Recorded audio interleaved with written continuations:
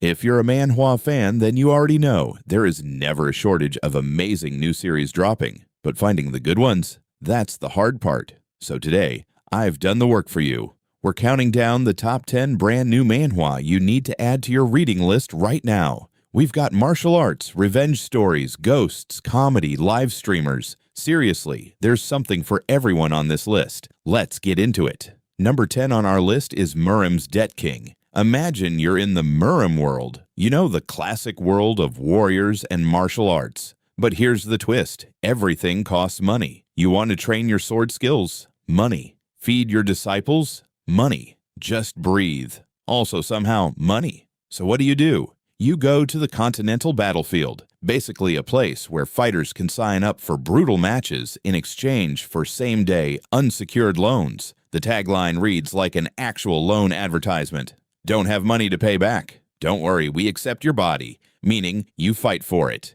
It's ridiculous, it's chaotic, and it's really fun. If you love martial arts manhwa with a comedic twist, this is a great pickup read. Number 9 on our list is The Sword Emperor's Path to Namgung. Meet Nam Young-shin, the Sword Emperor. He's the greatest swordsman in the world, and he gave everything to stop the Sun Moon demonic cult. He succeeded, but the cost? He lost it all. At the edge of death, he gets a second chance. He's reborn under a new name, Namgung Jun.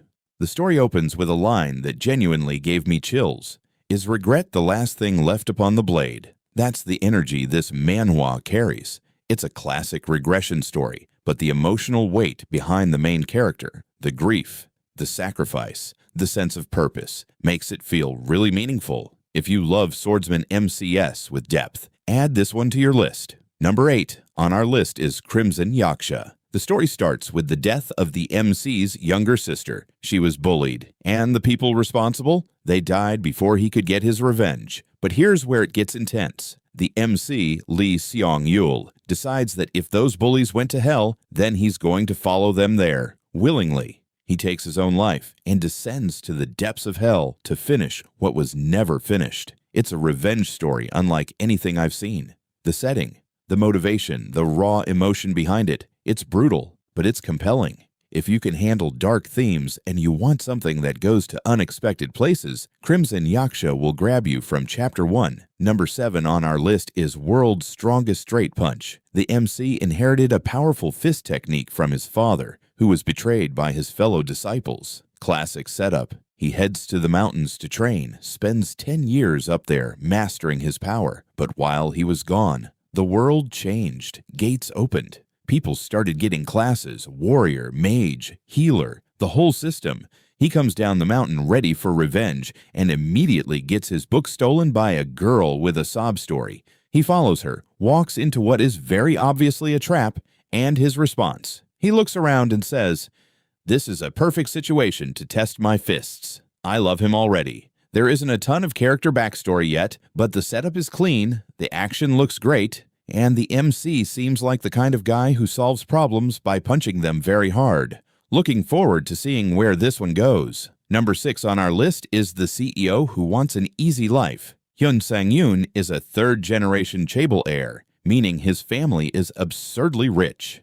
And his life dream. He wants to do absolutely nothing. Just sit back, collect rent from his buildings in Gangnam, and live stress-free. But to do that, he needs to stay off the chairman's radar. So his plan is to cause a few manageable failures at the company, just enough to get pushed out quietly. The problem? No matter what he does to mess things up, it somehow works out perfectly. Every attempt to fail turns into a massive success. It's a great comedy concept and very easy to binge. If you love accidental genius protagonists who just want to be left alone, this is the one for you. Number 5 on our list is Contract Killer Enrollment.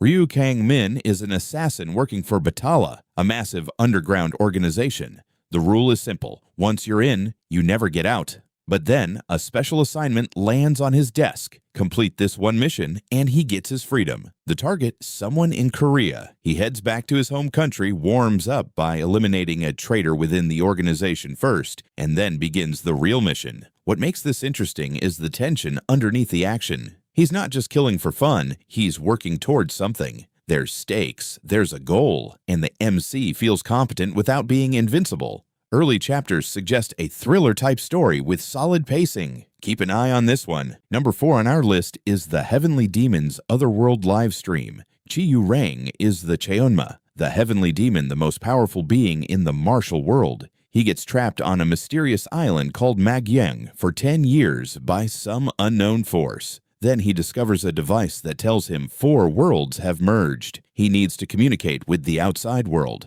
The solution? Reverse aging. He will become young again, except he comes back as a beautiful young girl. And now the heavenly demon, the terrifying supreme master, is a cute live streamer named Cheonma-chan, saying things like, "Thank you, heavenly demon kitty, meow," to her viewers. Number 3 on our list is Sword God's livestream. Our MC was a sword god in a past life. He remembers everything from that life, and growing up with those memories, he became naturally amazing at virtual reality combat games. But then a health condition hits. He can no longer access VR.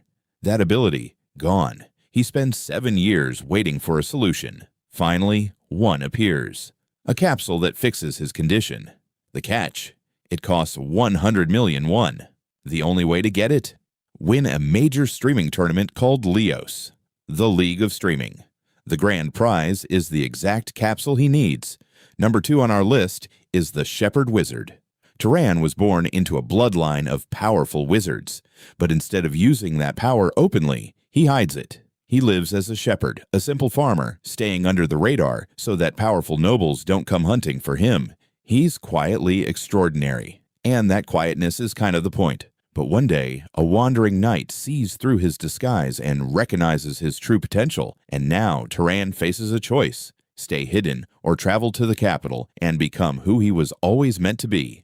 The MC isn't flashy. The world doesn't have a gate system or a level-up screen. It feels grounded, character-driven, and genuinely intriguing. If you want something that feels different from the usual modern-day hunter Manhwa, the Shepherd Wizard is a breath of fresh air. Number 1 on our list is Got Dropped into a Ghost Story, Still Gotta Work. Our protagonist was a huge fan of a modern fantasy franchise, like such a big fan that they took a day off work to attend a special pop-up event for it. On that day, they transmigrate. They get dropped into the actual world of that franchise. So you'd think this is the start of an amazing adventure, right? Wrong. They transmigrate as a newly hired employee at a large Korean corporation that exists inside the fantasy world. And because they know exactly how this world works, all the lore, all the secrets, all the hidden dangers, they rise through the corporate ranks at lightning speed. Great benefits, excellent salary, kind bosses, dream job. Are they happy? Please, just let me go home. I am begging you.